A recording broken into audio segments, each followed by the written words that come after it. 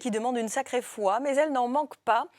Depuis plus de 4 ans, les bénédictines du Pesquier en Ariège vivent au rythme de la construction de leur église. Les travaux financés par les dons des fidèles viennent de reprendre avec la couverture de la façade avec de belles pierres en granit venues de Corrèze. Laurent Winsbach et Pascal Dussol. Ces tailleurs de pierre viennent spécialement de la Drôme pour ce chantier de plusieurs mois, très inhabituel. Rompus à la restauration du patrimoine, c'est la première fois qu'ils ont affaire à une église d'architecture cistercienne, non pas en rénovation, mais en pleine construction. Cette église, déjà, on peut dire un deuxième mur, parce qu'un parement, c'est très fin.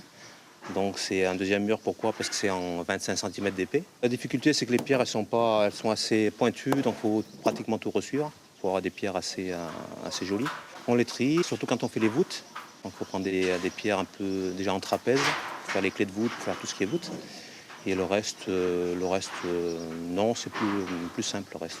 Pour les 50 sœurs bénédictines de l'abbaye du Pesquier, cette façade en pierre symbolise la reprise tant attendue des travaux après de longs mois d'interruption. Le chantier avance par à-coups au gré des dons des fidèles. Depuis les travaux de terrassement à l'automne 2009, la communauté vit à l'unisson de sa future église. Je pense qu'on est très soudés autour de ce projet et on est soudés, nous, la communauté. On prie beaucoup pour que ça aboutisse. Et puis ça soude aussi beaucoup notre entourage, nos familles. Moi, dans toutes les lettres que je reçois, est-ce que l'église avance? Et puis il y a beaucoup de gens qui nous font des dons, donc ça les intéresse. Et c'est vrai qu'il y a tout un mouvement autour de cette église qui est très beau, je pense.